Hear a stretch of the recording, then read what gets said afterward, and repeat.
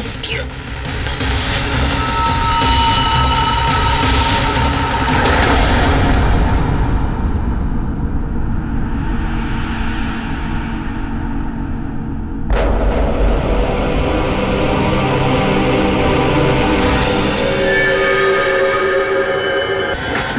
मैं सच कह रहा हूँ, मैंने कुछ नहीं किया। और तूने ऐसा क्यों किया? मैं तुझे जान से मार डालूंगा, मैं तेरे टुकड़े टुकड़े कर दूंगा। तूने मेरे भाई को क्यों मारा? बोल। रुक जा, छोड़ो छोड़ो छोड़ो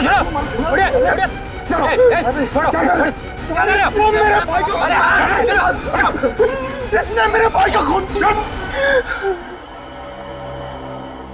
सब शांत हो जाओ, हमें अपना काम करने दो, सब कुछ सामने आ जाएगा, समझा?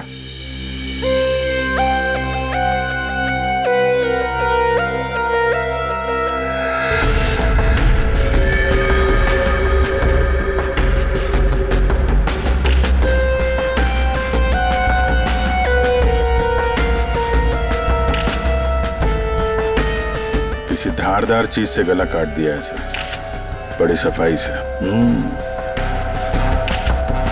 और तो कहीं कुछ दिख नहीं रहा है। बेचारे को अपने आप को बचाने के लिए वक्त भी नहीं मिला होगा। गले की ऐसे नस काट दिए एक झटके में खत्म।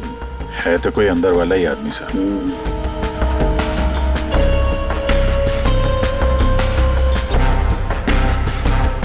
तो बताओगे एग्जैक्टली क्या हुआ क्या था यहाँ पर? तुम्हें ऐसे क्यों लगता है कि मोनू ने ही निर्जर को मारा होगा? क्योंकि उस वक्त छत पर इनके और मोनू के अलावा और कोई नहीं था सर।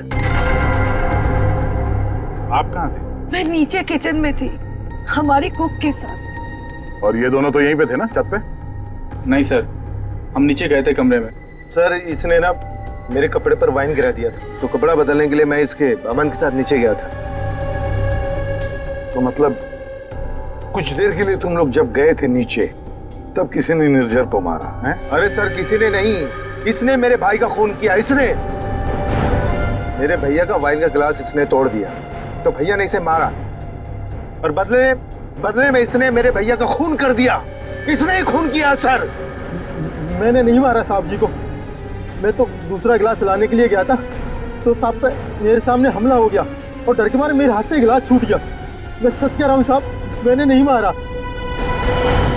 तुमने हमला होते हुए देखा था? जी साहब। सर आप इसकी बातों में बताइए, ये बकवास कर रही है। सर मैंने कहा ना सर, इसने ही खून किया सर। इस शकल से खून ही लगता है। नहीं साहब, मैंने खून नहीं किया साहब, हमें पहली बार थोड़ी ना मारे थे। 10 साल से उनकी गालियां खा रहा हूँ, कि मार खा रहा हूँ, यही मेरी जिंदगी थी। मेरी हिम्मत कहाँ की मैं साहब को? नहीं साहब, मारना तो दूर, मैंने हाथ तक नहीं लगाया। मैं सच कह रहा हूँ साहब। तो किसने मारा मेरे पति को? भगवान ने मारा। क्या बोला? भगवान ने मारा? मैंने कहा ना सर, ये बकवास कर रही है। एक मिनट, क्या बोल रहे हो तुम? भगवान ने मारा? क्या मतलब क्या है तुम्हारा? है? वो तो नहीं पता साहब। साहब मेरे सामने खड़े हुए थे और देखते ही देखते उनका गला कट गया।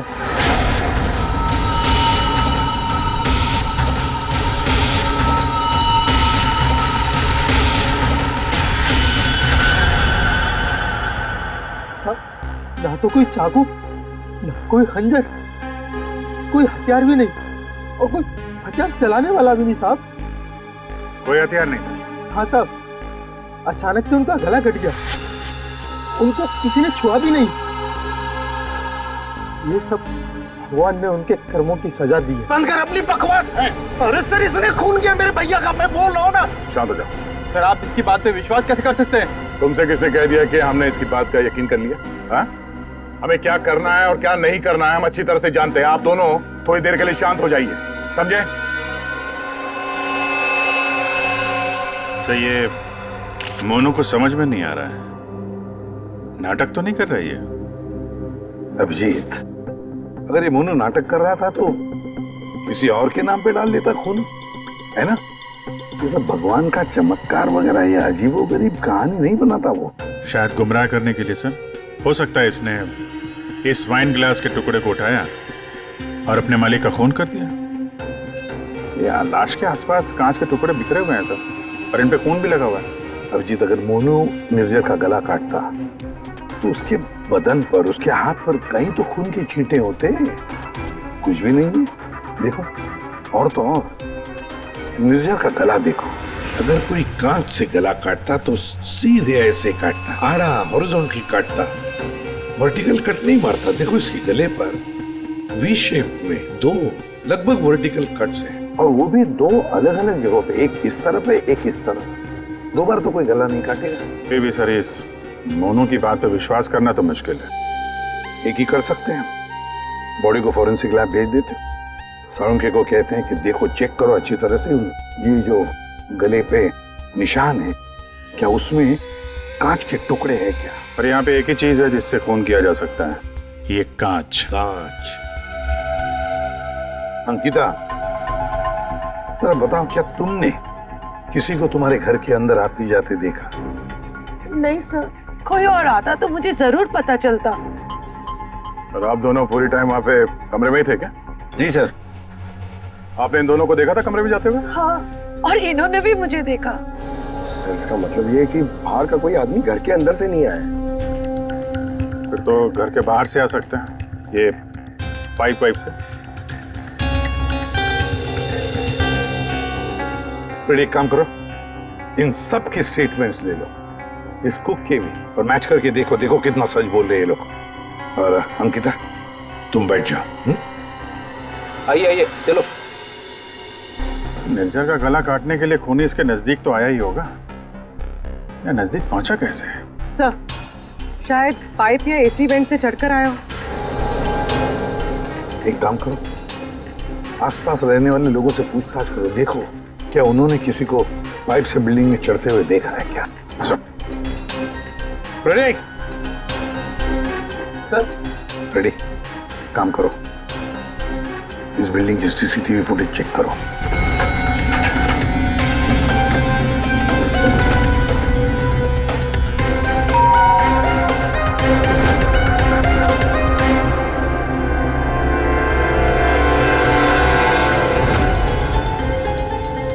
इसमें तो कुछ दिख नहीं रहा, फिर खूनी ऊपर पहुंचा कैसे?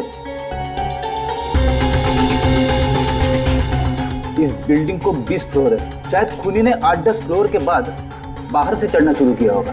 हो सकता है सर, शायद इस वजह से बाहर कैमरा में आए नहीं। जी आप? मैं इंस्पेक्टर दया सीआईडी से। यहाँ आपके बगल वाले बिल्डिंग के छत पे एक आदमी का खून हुआ है। मैं आपसे ये पूछने आया कि आपने या आपके घर में किसी ने कुछ देखा है क्या? जी नहीं, मैंने तो कुछ नहीं देखा, लेकिन हाँ मेरा बेटा बन्नी कह रहा था कि उसने वहाँ कुछ देखा है। क्या देखा है उसने? आप अंदर आइए ना प्लीज। अरे सुनो, क्या हुआ? कौन है? ये सीआईडी से हैं, बता रहे हैं पास वाली बिल्डिंग में किसी का खून हुआ है। क्या? आपके बेटे ने क्या देखा? सर मेरे बेटे ने जो भी बताया वो बड़ा अजीब सा था कि क्या? कि मैंने उसे उसी वक्त डांट दिया। मुझे लगा शायद उसका कोई वहम होगा। क्या बता रहा था वो? सर, हमारा बन्नी तो आजकल वैसे ही मनगढ़ंत बातें करता रहता है, शायद ज्यादा टीवी देखने का असर है ये। सर हमें लगा ये भी ऐसा ही कुछ होगा। मैं सच बोल रहा हूँ सर, ये सब मैंने अपने टेलीस्कोप से देखा है। वो आदमी मर गया ना सर? हाँ बेटा, तुमने देखा उस आदमी को किसने मारा? किसी को बिल्डिंग पे चढ़ते हुए देखा, ऊपर आते हुए? कोई भी नहीं था। कोई भी नहीं था? तो फिर तुमने किसको देखा? उसी को जिसने खून किया। किसने खून किया? एक बहुत बड़े बैट ने। बैट ने मतलब चमगादड़ ने? हाँ, ये सब मैंने अपने टेलीस्कोप से देखा है। मैं रोज रात को अपने टेलीस्कोप से स्टार्स को देखता हूँ। चलिए आपको भी दिखाता हूँ। चलो दिखाओ। मैंने ये सब यहाँ से देखा सर। यहाँ से? हाँ।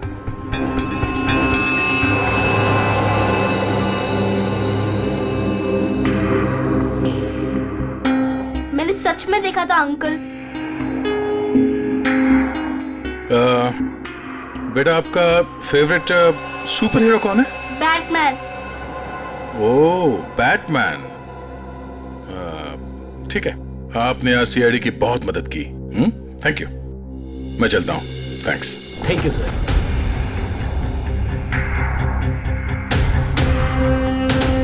तो पूरे बिल्डिंग में पता किया, डेड एंड है।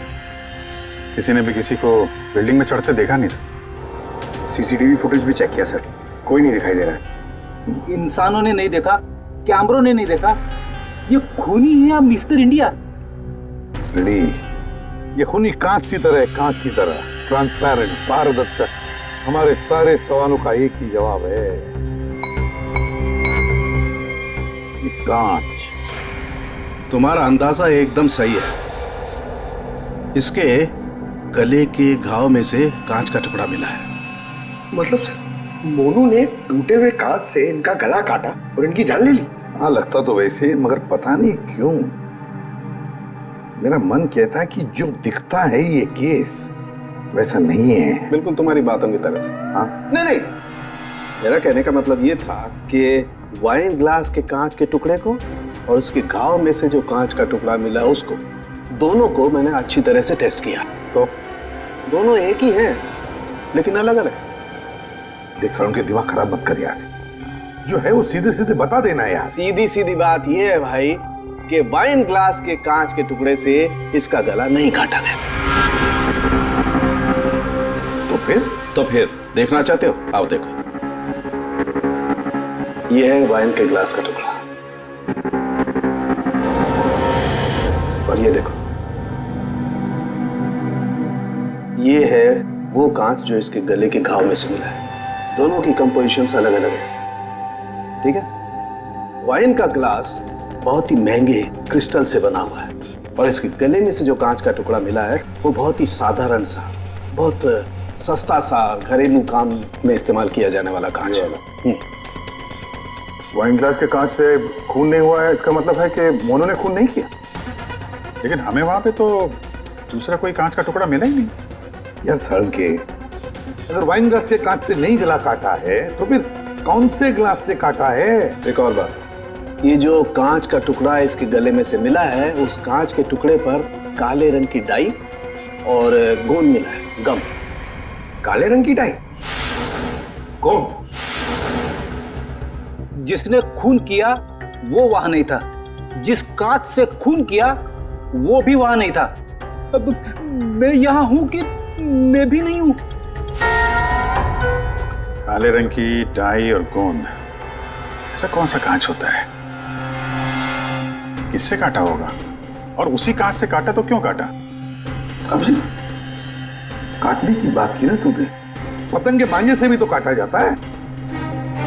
क्या मतलब तुम्हारा? मतलब साउंड के बचपन में तूने कभी पतंगे उड़ाई है? नहीं, मैं बहुत स्टूडियस बच्चा था। तेरी की यार, हम सब ने पतंगे उड़ाई है और पतंगे काटी भी है दूसरों की, मांझे से, पतंग के मांझे से। उसके ऊपर कांच का चूरा और गोंद लगाई जाती है मांझा बनाने के लिए। लेकिन पतंग के मांझे का कांच इसके गले में कैसे पहुंचा होगा? सर, वो बच्चा बनी, वो कह रहा था कि उसने टेलीस्कोप में एक बड़े से बैट को इस आदमी को मारते हुए देखा था। बैट को? चमगादड़? हाँ सर, वो बैट जैसा कुछ हो सकता, कुछ और हो। जैसे कि पतंग काले रंग की? हाँ यार, पतंग। हाँ, हमने सुना है ना कि पतंग के मांझे से हाथ कट जाता है। हाथ कट सकता है तो फिर गला क्यों नहीं कट सकता? मतलब किसी ने पतंग उड़ा के इस निर्जर का खून किया है। दया, मांझे से ही क्यों यार? अगर सामने वाली बिल्डिंग में खड़े रहकर गोली भी चलाता तो भी मर जाता है। मांझे से ही क्यों? पतंग के मांझे से ही क्यों? फिर है कौन ये पतंगबाज जिसने ये किया है? अभिजीत, ये निर्जर जब मौत हुई तब यहाँ खड़ा था, है ना? लगभग हाइट इतनी है। पंकज, जरा आओ तो। और सर, फिर उसके गले पे 2 निशान पड़े, ऐसे। और अगर खूनी पतंग उड़ा रहा था तो फिर यहीं कहीं खड़ा होगा, उस तरफ। लेकिन सर, ये मांझा एकदम सीधे तो नहीं रहता, हवा में हिलता रहता है। तो इसीलिए तो ये हम तय नहीं कर सकते कि खूनी कहाँ खड़ा होगा, किस तरफ खड़ा होगा। हवा का भी पता नहीं रहता ना सर, कभी इस तरफ बहती है तो कभी उस तरफ बहती है। वो कहते हैं ना सर कि रुख हवा का हो जिधर का उधर के हम है। और जिधर हवा का रुख पतंग का भी वही है। भाई, पतंग उधर से ही उड़ेगी ना जिधर से हवा चल रही है। सर, कल रात हवा किस तरफ चल रही थी? अभी पता लगाते हैं। हेलो? हाँ, मौसम विभाग जी। हमें सीआईडी से एसीपी प्रद्युमन बोल रहा हूँ। हाँ सर, बोलिए।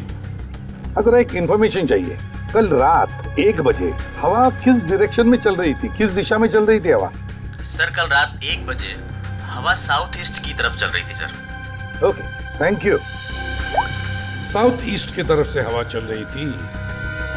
अगर हवा साउथ से आ रही थी तो खूनी भी साउथ में ही होगा, पतंग यहाँ पर थी और इस वक्त भी हवा साउथ से ही आ रही है। साउथ मतलब यही बिल्डिंग है, 1 2 3। ये निर्जर के गले पर जो मांझे के निशान है, घाव के निशान है, वो काफी वर्टिकल है, यूं ऐसे है। इसका एक ही मतलब हो सकता है कि मांझा नीचे से ऊपर की तरफ आया था।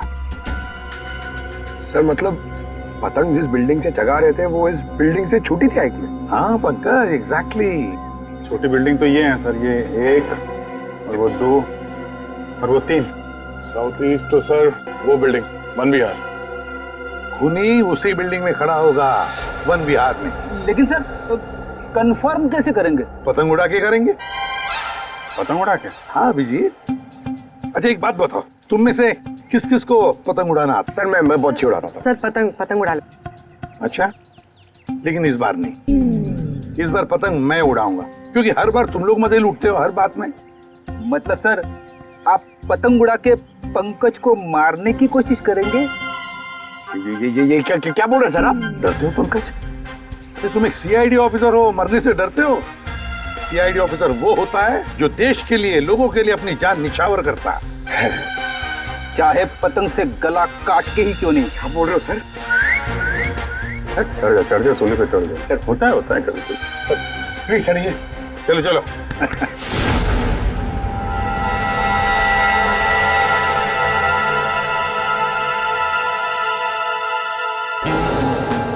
ये अरे जरा ढील दो। हाँ बता।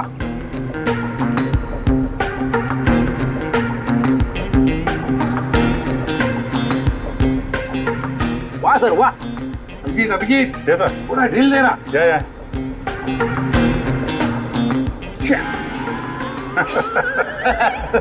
अभिजीत सर की पतंग कट गई। हाँ।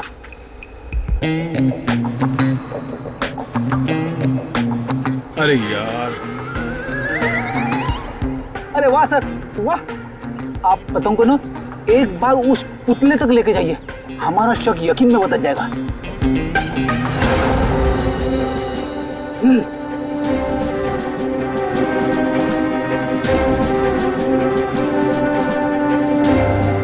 अरे नहीं यार, फ्रेडी पकड़ लो। ये नामुमकिन है। कितनी सारी चीजों का ध्यान रखना पड़ता है, हवा की दिशा, फिर वो एंगल, हाइट। सर अगर आपसे नहीं हुआ तो मुझे नहीं लगता ये पॉसिबल है। मगर सर साड़ू साहब तो श्योर थे, गर्दन मंजे से ही कटी है। सर हो सकता है मांझा ही हो, पतंग हो ही ना। इस निर्जर के केस को किसी और तरीके से सुलझाना पड़ेगा। कोई और तरीका? हाँ, निर्जर की मौत से किसको सबसे ज्यादा फायदा हो सकता है, उसे ढूंढना पड़ेगा। सर अगर आपकी परमिशन हो तो ये सब प्लान चेंज करने से पहले मैं किसी के आदमी से बात करना चाहता हूँ। किससे? नाम तो नहीं मालूम, ढूंढना पड़ेगा सर उसे।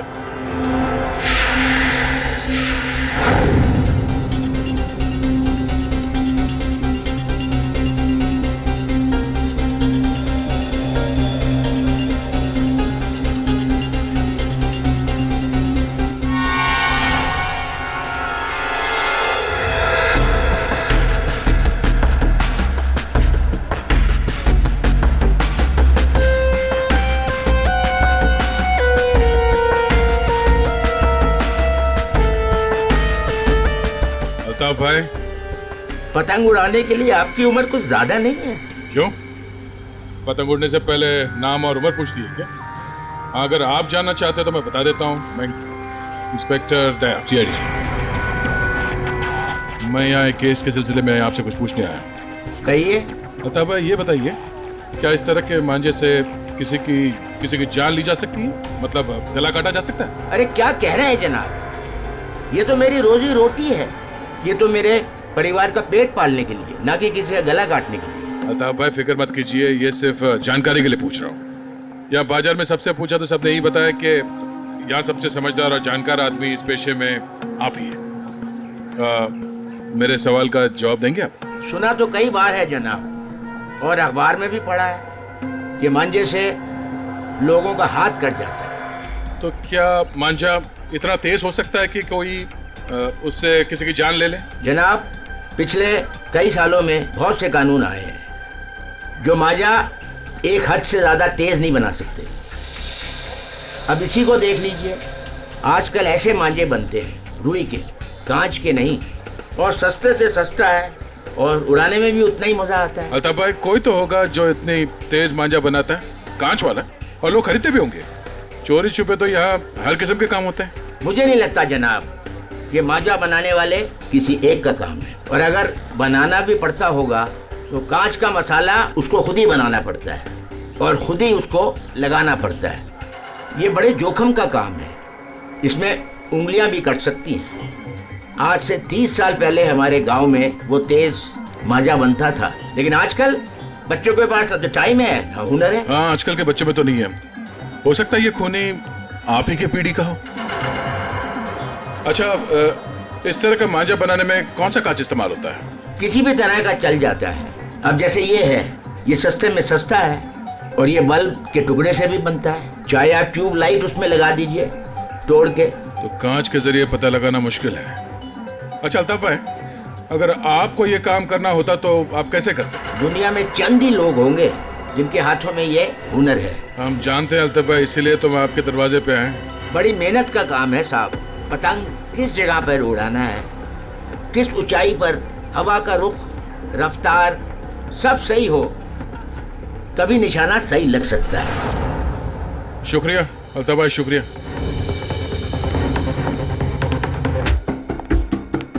सर, हाँ सर, ये वो लोगों की सस्पेक्ट लिस्ट है जो निर्जर को मार सकते हैं। इतने सारे दुश्मन इस निर्जर के? सर, वो बहुत ही स्वार्थी और बेरहम बिजनेसमैन था। बहुत लोगों को धोखा दिया था उसने सर। इनमें से किसी ने बदला लिया होगा। पॉसिबल है सर। सर, हाँ, ये वो केसेस है जो निर्जर के ऊपर फाइल हुए थे। इनमें से ज्यादातर कंप्लेंट उसके एक्स एम्प्लॉइज के हैं, जिनका कहना है कि निर्जर ने उन्हें सैलरी नहीं दी थी। कमाल है, इतना बड़ा बिजनेसमैन और अपने वर्करों को पगार नहीं देता था। बिजनेस लॉस में जा रहा था क्या? अरे नहीं सर, उसके भाई से पता चला है कि अपने 300 एम्प्लॉइज की सैलरी ना देनी पड़े, इसीलिए निर्जर ने अपने आप को कोर्ट में दिवालिया घोषित कर दिया था। वाह रे वाह, बड़ा चालाक है। कानून का गलत इस्तेमाल किया, अपने आप को दिवालिया घोषित किया और बैठ गया वर्करों के पैसे पर। खुद तो ऐश कर रहा था और दुनिया को दिखाने के लिए कंगाल और दिवालिया। इतने बड़े फ्रॉड आदमी को ना जेल में होना चाहिए था। वही तो, जेल में ही होना चाहिए था। कुछ ना कुछ तो गड़बड़ जरूर है अभिजीत, कुछ ना कुछ तो गड़बड़ है। इतने सारे फ्रॉड्स करने के बावजूद भी ये आदमी बाहर कैसे, जेल में क्यों नहीं? पंकज, पुलिस रिकॉर्ड चेक करो निर्जर के।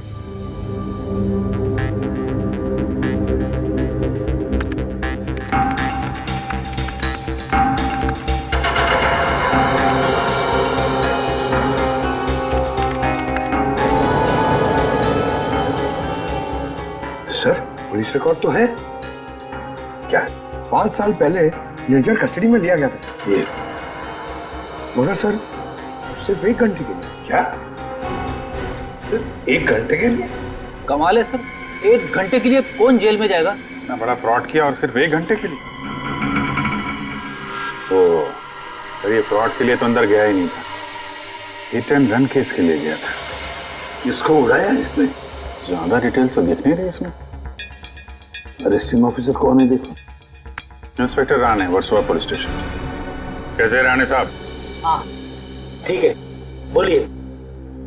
जरा ये फोटो देखो राणे, इसका नाम निर्जर है और 5 साल पहले आपने किसी केस में अरेस्ट किया था इसे। हाँ याद है मुझे, इसे तो हमने हिट एंड रन केस में पकड़ा था। एक्सीडेंट?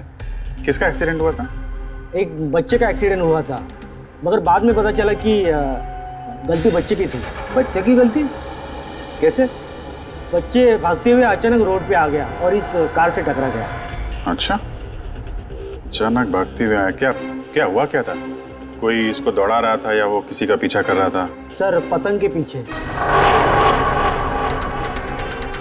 पतंग? हाँ सर, वो ऊपर देख के भाग रहा था पतंग पकड़ने के लिए। उसे पता ही नहीं चले कि कब वो रोड पे आ गया। वैसे बड़ी अच्छी याददाश्त है आपकी। इतने सालों के बाद भी आपको निर्जर केस के बारे में सब कुछ याद है? सर ऐसे बेरहम इंसान को कौन भूल सकता है? बेरहम? क्यों? माना एक्सीडेंट में उनकी गलती नहीं थी, कम से कम देखना तो चाहिए था ना कि बच्चे का क्या हाल हो गया। उसको बच्चे से ज़्यादा इम्पोर्टेंट था टाइम पे मीटिंग में पहुंचना। उस बच्चे का बाप अभी भी याद है मुझे। क्यों, कुछ किया था क्या उसने? कुछ नहीं। कुछ नहीं? मतलब? सर कुछ नहीं किया इसीलिए तो याद है। ना कुछ कहा ना कुछ सुना। जब उसे पता चला कि निर्जर को छोड़ना पड़ रहा है तो पुलिस स्टेशन के बाहर ऐसे खड़ा रहा जैसे सांप सूंघ गया हो, जो कोई फर्क नहीं पड़ा हो। फिर वो चला गया। उसका फोटो तो होगा ना आपके पास? सर वो ओपन एंड केस था। एक्सीडेंट साबित होने के बाद कोई इन्वेस्टिगेशन करने की जरूरत ही नहीं पड़ी। अच्छा, नाम वाम तो लिखा होगा ना उसका कहीं? हाँ सर, एक मिनट। कदम वो निर्जर केस की फाइल देना।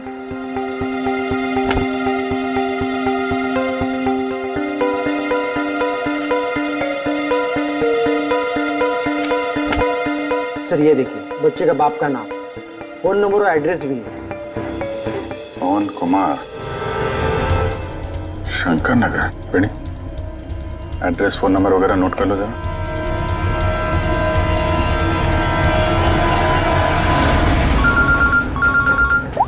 हाँ अभिजीत। तो वो निर्जर के हिट एंड रन केस से एक लीड मिला है। एक्सीलेंट। एक बच्चे की मौत हुई थी, उसके पिता का नाम और एड्रेस मिला है सर। बस सवेर अभिजीत, उसके माता पिता से जाकर मिलो, अच्छी तरह से पूछताछ करो। Yes sir, okay sir. Ready sir? तुम जरा राणे साहब के साथ मिलके उस पवन कुमार का स्केच बनवा लो, तब तक मैं उसके घर जाके देखता हूँ। क्या हुआ साहब? आज सुबह पतंग उड़ा के गए, फिर पूछताछ भी की, अब क्या हो गया? ये आप लोग इतने ही हो? यहाँ पे तो 5 गार्ड लिखे हैं, ये 5वां कहाँ है? हाँ साहब, शंकर आया था कुछ महीने पहले नौकरी पे, फिर अचानक साहब आज सुबह नौकरी छोड़ के चला गया। नौकरी छोड़ के चला गया, क्यों? पता नहीं साहब, वो गांव से उसके लिए कोई बुरी खबर आई थी तो बिना बोले साहब चला गया सब। कल रात जब खून हुआ तो शंकर तो था, उसके बाद घर गया है। ओहो, अच्छा इस शंकर का फोटोग्राफ है या एड्रेस वगैरह तो होगा ना आपके रिकॉर्ड्स में? फोटो तो नहीं है साहब, लेकिन हाँ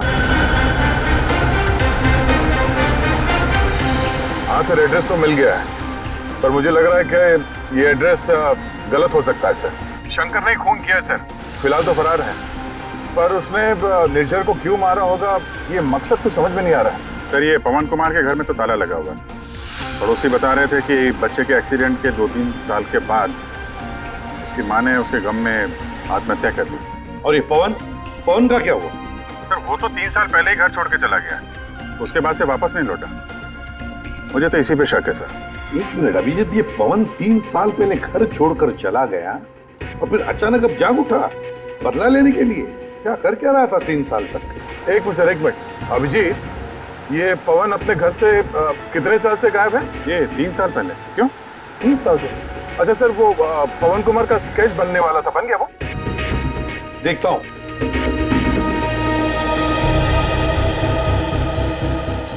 नारायणी, कितनी देर लगेगी? बस अभी हो जाएगा। गुड। दया, थोड़ा टाइम लगेगा। क्यों लेकिन, क्यों पूछ रहे हो? कुछ नहीं सर, सब समझ में आ गया। ये केस अब एकदम कांच की तरह साफ है सर। कांच की तरह साफ हो गया मतलब? क्या कहना क्या चाहते हैं? सर मैं कुछ काम करना भूल गया हूँ सर, मैं थोड़ी देर में पहुंचता हूँ सर ब्यूरो। ठीक है, जल्दी आ जाओ।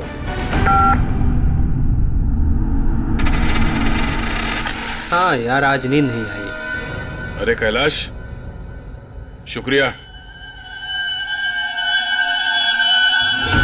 तुम्हारी वजह से आज हमने एक मुजरिम को पकड़ लिया। अच्छा हाँ, वो शंकर, उसने गलत एड्रेस लिख दिया था। उसने खुद लिखा था क्या? नहीं साहब, शंकर तो अनपढ़ है। अच्छा, तो फिर रजिस्टर में एड्रेस कैसे लिखा? जी साहब, मैंने। तो यहाँ जितने भी नए गार्ड आते हैं उनका नाम, नंबर, एड्रेस सब तुम्हें लिखते हो। जी सर। अरे हाँ, ओह सॉरी, मैं तो भूल ही गया था, सारे रिकॉर्ड तो तुम ही रखते हो। कौन सिक्योरिटी गार्ड काम पे कब आता है, कब नौकरी छोड़ के चला जाता है, ये सारी तैयारी तो तुम ही करते हो। वैसे कैलाश, कितने साल से नौकरी कर रहे हो इस बिल्डिंग में? हाँ साहब 3 साल से। 3 साल से? 3 साल से वो खूनी भी गायब है।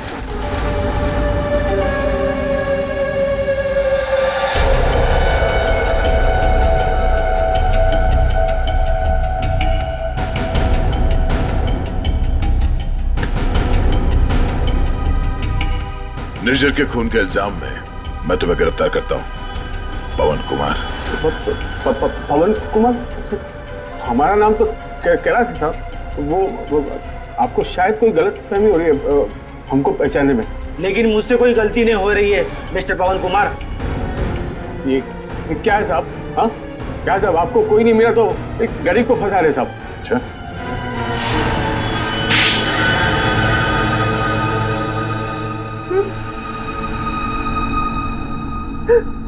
हाँ सर, मैंने मारा निर्जर को। उसने मेरे बच्चे की जान ली सर। मेरे संजीत को अपनी गाड़ी के नीचे कुचल दिया। मेरी पत्नी संजीत की मौत का गम बर्दाश्त नहीं कर पाए, खुदकुशी कर ली। निर्जर ने सिर्फ मेरे बेटे को नहीं मारा साहब, ये 2 खून किए। उसे जिंदा रहने का कोई हक नहीं है साहब। ऐसे बेरहम नीच आदमी का मर जाना ही अच्छा था।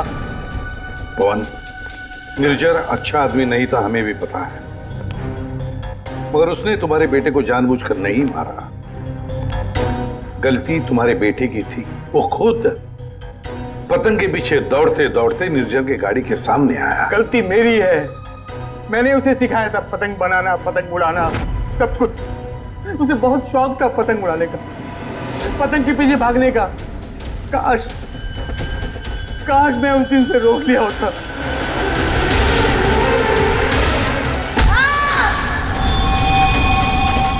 तो बेटा जिंदा होता। देखो, हम तुम्हारा दर्द समझ सकते हैं, लेकिन तुम्हें यह भी समझना चाहिए कि वो एक एक्सीडेंट था, लेकिन एक्सीडेंट के बाद वो मेरे बच्चे को बचा सकता था ना। क्या मतलब? जब पुलिस ने उसको रिहा किया तो आप बच्चे को अस्पताल तो लेके जा सकते थे ना। बच्चे की हालत देखी थी आपने, कौन सा लथपथ था वो। अगर मेरी गाड़ी की सीटें खराब हो जाती तो कौन जिम्मेदार होता? मैंने कसम खा ली थी साहब, जिस तरह एक पतंग ने मेरी संजीत की जान ली, निर्जर की मौत भी पतंग से ही होगी साहब, पतंग से ही होगी। और इसीलिए तुमने 1BR बिल्डिंग में नौकरी शुरू कर दी, ताकि तुम अपना बदला आसानी से पूरा कर सको। पिछले कुछ सालों में 1BR में जितनी भी चोरियां हुआ करती थी, वो सब मैंने ही करवाई थी, ताकि किसी को भी छत पे जाने की अनुमति ना मिले। फिर रोज पतंग उड़ाने की प्रैक्टिस करने लगा। निर्जर पर ध्यान रखने लगा कि छत पे कब जाता है, कितनी देर रहता है। मुझे पता था कि कौन से कोने में उसका मोबाइल का नेटवर्क का टावर मिलता है। वो हमेशा बात करने वहीं आता था साहब, और मैंने सोच लिया था उसे वहीं मारूंगा। और उसे मारने के लिए मैंने मांझा बनाना शुरू कर दिया। काली पतंग बनाई, मैं तैयार था साहब, बस हवा का रुख और तेजी का इंतजार था मुझे। और एक दिन भगवान ने मेरी सुन ली, सब कुछ सही था। मैंने निर्जर के मोबाइल पे फोन किया, पतंग उड़ाई और उसका गला काट दिया। जिस मांझे से तुम अपनी जिंदगी का इंसाफ करना चाहते थे, उसी मांझे ने तुम्हारी जिंदगी की रेखा बदल दी। तुम्हें कड़ी से कड़ी सजा होगी। हाय बनी, ये आपके लिए। ये किस लिए? केस सॉल्व करने में आपने हमारी मदद की है, इसलिए हमारी तरफ से ये थैंक यू गिफ्ट। लेकिन जब तुम पतंग उड़ाओगे जरा संभाल के, तो तुम्हारी मम्मी या पापा साथ में हो तभी उड़ाना, अकेले नहीं। जैसे तुम टेलीस्कोप से स्टार्स देखते हो ना, वैसे ही जब तुम ये पतंग उड़ाओगे मैं इसे देखूंगा। प्रॉमिस। पक्का वाला प्रॉमिस।